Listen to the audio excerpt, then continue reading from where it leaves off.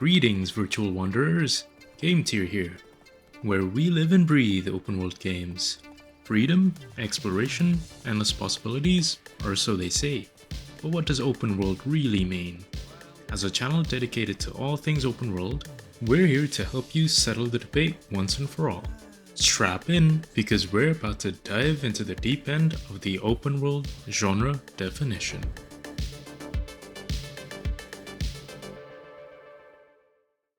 With so many games on the market, the term open world gets thrown around like confetti, slapped on just about anything that lets you roam around a bit. This has led to a lot of confusion, with players constantly second guessing whether a game is or isn't. And what doesn't help? The so-called official definitions. Take this one from Wikipedia, for example. An open world is a virtual world in which the player can approach objectives freely, as opposed to a world with more linear and structured gameplay.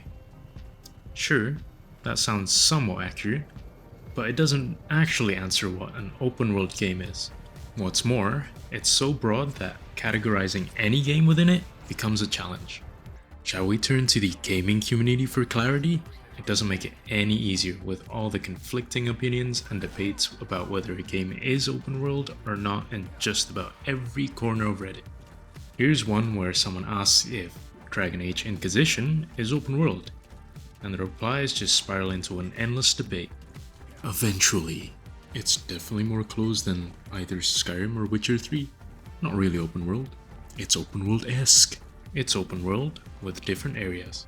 And here's a little extra for your amusement. And it's not just Reddit, this happens everywhere. Here's one with Steam community members debating over Prey, where some are convinced it is open world while others completely disagree. And even the old school game forum, GameFAQs. As you can see, not a single comment gave a clear answer on whether Dark Souls 2 is open world or not. Are you lost yet? Good, because that's exactly why we're here. To help break down the open world definition better, let's start with taking a slice out of somewhere more credible. Gamepedia, a go-to place for gaming facts and deep analyses with actual data, might just be the bread and butter to help us get back on track with their take on the definition. An open world game features a non-linear game world design where the player is able to freely traverse the environment, which consists of many different areas and structures that can be visited anytime. Players are not restricted to a specific path that they have to follow to reach a location. Okay, now that's starting to sound better, but still, it's not like we're chiseling it into stone just yet. Lucky for us, we have Nathan, a researcher from the University of York.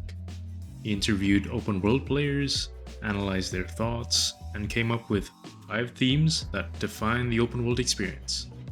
Let's break it down. First, the player is situated to skill within the world.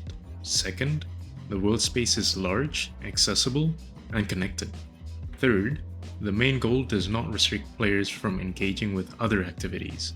Fourth, players can self-pace gameplay through engaging or disengaging with tasks at will. Fifth, and finally, content density is more important than world size. And Nathan didn't just stop at themes. He combined them all to propose a rock-solid definition for open-world games, being, players are situated to scale within a large, interconnected, and accessible world, where the main goal does not restrict them from engaging with other activities, allowing players to self-pace gameplay through engaging or disengaging with tasks at will. Now that we've got Gamepedia's take and Nathan's deep dive into the genre, we can see just how much thought actually goes into defining what makes an open world game. And that brings us to our definition, the game tier definition, where we built on these foundations and captured the core essence of what open world means to players. It's a game where you can do whatever you want, go wherever you want, whenever you want, within the game's boundaries. It's short, it's simple, and it captures what matters most. Gamepedia gave us the technical details, Nathan gave us the player's perspective, and Game Tier, we bring it all home. So now that we've settled on the game tier definition, the concept becomes a little clearer. But defining open world isn't just about a single statement. It's about understanding the finer details that make up the genre. Next up, we'll get into the nitty-gritty of open world, exploring nuances like semi-open worlds, sandboxes, and more. Let's go on a little adventure to connect the dots behind our definition. To start things off, there are always players who throw curveballs into the discussion, trying to gatekeep what counts as an open world game with arguments that frankly don't hold much weight. Let's tackle 3 of the big ones. First up, if a game has loading screens, it can't be open world. Really? By that logic, Skyrim, one of the most iconic open world games of all time, doesn't qualify. Sure, it has loading screens when entering buildings or fast traveling, but does that stop you from wandering across its massive, seamless overworld? Not at all. Loading screens are just technical necessities, and they don't diminish the core freedom of exploration. Next, if the world is segmented by regions, it's not open world. If we use this logic, then The Witcher 3 wouldn't count as open world because its map is segmented into multiple regions like Velen, White Orchard, and Skellige. But despite the segmentation, each region remains vast and open for exploration. The regional division doesn't disqualify it from being an open world game, it just limits the seamlessness. And finally, locked regions tied to progression mean it's not open world. Okay, so if we follow this logic, Assassin's Creed 2, one of the pioneers of the open world genre, doesn't count?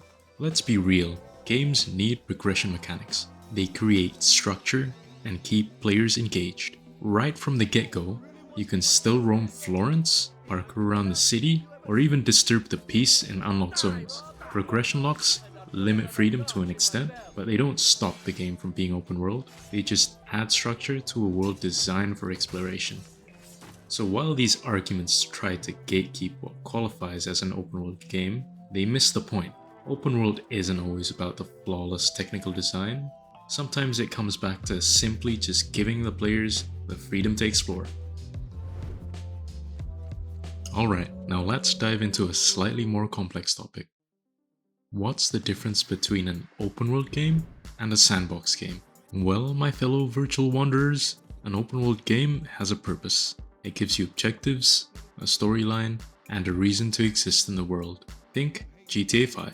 There's a story to follow, missions to complete, and endings to reach. Sure, you can ignore all of that and dive into the endless side activities, but there's always a path waiting for you whenever you're ready to continue the main storyline. Now compare that to sandbox games. These are like virtual playgrounds where the only rule is that there are no rules. There's no objective or storyline tying you down. You're just let loose to build, destroy, experiment, or simply playing with sand in a sandbox. No Man's Sky is a prime example of this. You can explore endlessly, terraform planets, and build your own humble abode. At the end of the day, both open world and sandbox games give players freedom, but in different ways. Open world games guide you with a purpose, while sandbox games hand you the keys and let you decide what to do next. While both are fun, we at Game Tier choose to stick with what we enjoy best, which are open world games. Next, let's take a detour into the grey area of where the game is semi-open world. These are the games that hint the idea of open world freedom, but come with a few extra twists. They follow the essence of our Game Tier definition, but let's just say, well, they have some notable limits. Let's break down a few examples. First up, time limits. Take Final Fantasy XIII Lightning Returns. On paper, it offers freedom to explore its world, take on quests, and interact with NPCs. But here's the catch. You're racing against the clock. The endgame timer constantly ticks down, creating a sense of urgency that limits your ability to roam freely. You can't just sit back and enjoy the world at your own pace. The clock keeps the pressure on. Then there's the case of open world limitation of chapter-specific regions. Like in Gears 5, its campaign introduces large explorable areas within half of its acts, with these specific acts giving you the openness like an open world game does. You can wander these regions, tackle side objectives, and soak in the scenery, but once you complete the act, you're locked out. It's freedom, Kind of, but those limitations keep it from being fully open world. These games might not offer the full unrestricted freedom of a traditional open world game, but they still provide a meaningful exploration within their constraints. So are semi-open world games truly open world? The answer is no, but they carve out their own space as a recognizable and worthy subgenre.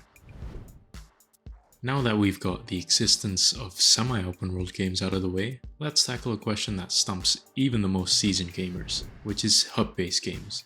These are games that use hubs as a base of operations for the player. From these hubs, you branch out into different locations or regions. But how does this tie into the open world conversation? Here at GameTier, we like to differentiate hub-based games by the number of hubs and how they're connected. Let's start with single hub games. Take Borderlands 2 for example. Sanctuary serves as a central hub, and it's the one place where players can chill, stock up, and plan their next move. But once you step out, the world is filled with enemies, and it's mostly about fighting your way through. There's not much else you can do in those regions except for fight for your life. Players fast travel to other locations or move through specific paths to get to their next destination. But with only one hub, the experience feels pretty limiting. It becomes more of a loop from mission to mission, with no real opportunity to explore truly open regions other than the one hub. It's open world, kind of, which is exactly why we'd place them into the semi-open world category. Now contrast that with multi-hub games.